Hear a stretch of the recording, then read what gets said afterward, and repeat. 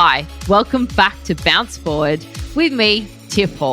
I'd like to acknowledge the traditional custodians of the land on which I'm recording this podcast, the Wurundjeri people of the Kulin Nation.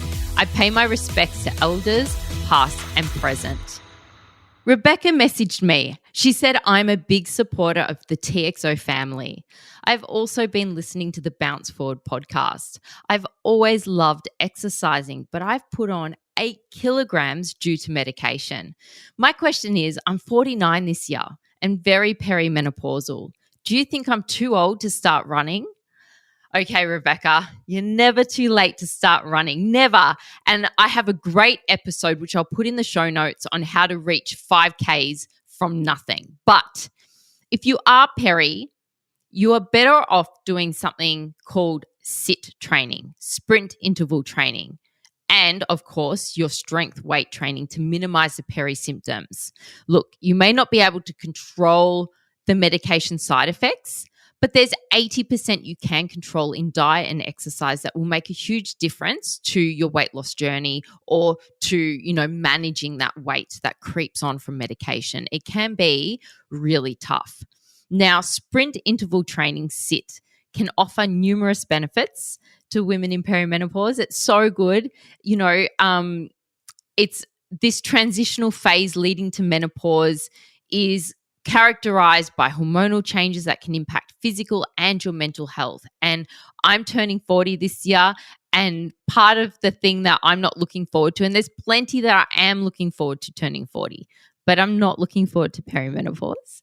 And I know that it affects everything, your mood, your fitness, everything. So here are some specific benefits of SIT training for during perimenopause that, you can really reap the rewards. So you'll get improved cardiovascular health, which is really important to reduce the risk of heart disease associated with any hormonal changes during perimenopause. Not many people think about that.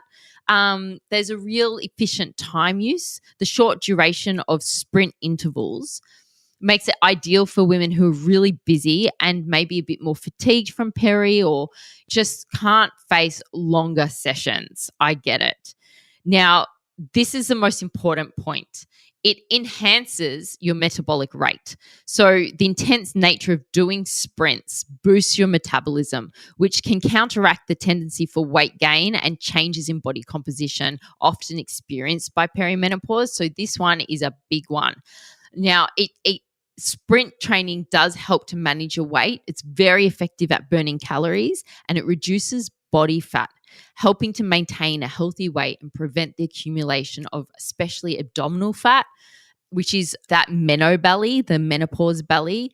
It's usually the primary concern of most women in perimenopause. Then you've got the improved insulin sensitivity, which is really important in reducing the risk of type 2 diabetes, which can be heightened during perimenopause. And, that blew my mind. It can be heightened during perimenopause.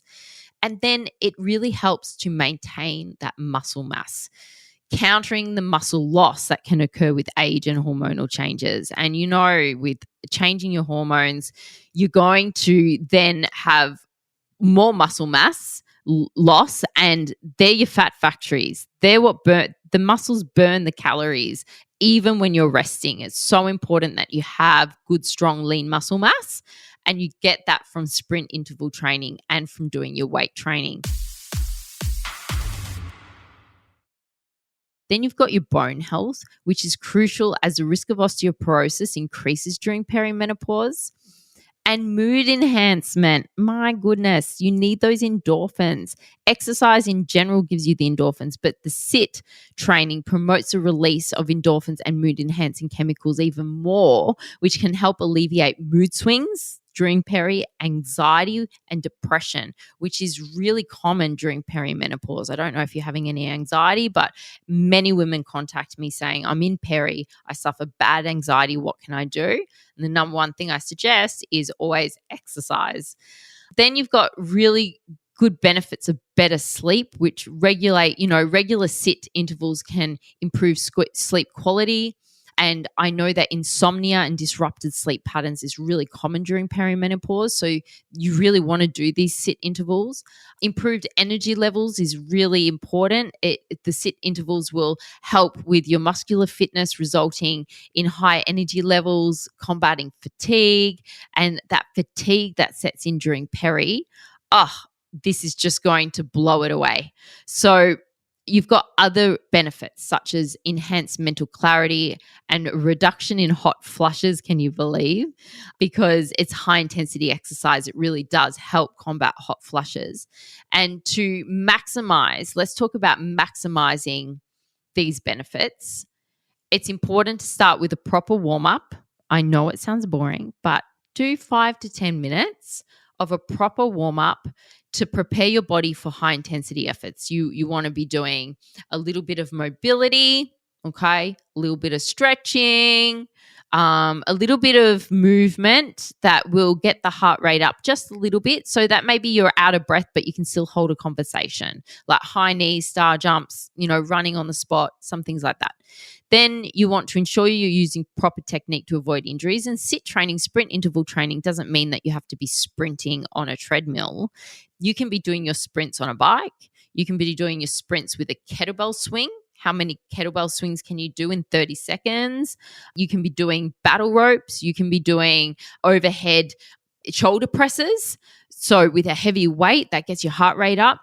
It's whatever modality of exercise that is going to get you to your max. I'm talking like over 90% of your heart rate. And you want to do that for 30 seconds, and you only want to do it 4 times. And then you want to gradually increase intensity and duration based on individual fitness levels over time. So you do want to get, if say you love sprinting on the treadmill and a sprint for you is like 14 on the treadmill, then over time you want to get to maybe 16 on the treadmill, or maybe a sprint's like 12 on the treadmill for you. Then your goal would be, I'm going to hit that 14 mark. You want to really allow for adequate recovery between sprints. So that could be a whole minute off just doing nothing. So you really want to make sure that you sprint, recover, sprint, recover, sprint, recover. As always, I like to say it's important to really consult with a healthcare professional as well, maybe a personal trainer. It's a new exercise regime, especially if you're on medication and you've got a few things going on. I think going to see a healthcare professional is really smart, and also checking in with a personal trainer to write you a little program for perimenopause. And a lot of trainers out there specialize in menopause and perimenopause. A lot of people don't know that. So they can really cater a fantastic program to you. And Rebecca, I hope that helps. I'm a big fan of sit training, and I'm going to be integrating it more into my own training next year. Definitely as I hit 40, I think it's really important that you have that balance between your weight training and your sit training. And metabolically, you will just be a machine. You will be burning fat at rest whilst you're watching telly, which is just so exciting. So you really want to take on this type of training and commit to it about 3 times a week, and you will be golden. Thanks so much for listening to Bounce Forward. Now, I love having your company, so please DM me all of your questions on Instagram at tiffhall_xo and let me know what you'd love me to cover. Don't forget to rate and review me on your podcast app. Please. Speak soon. Happy days.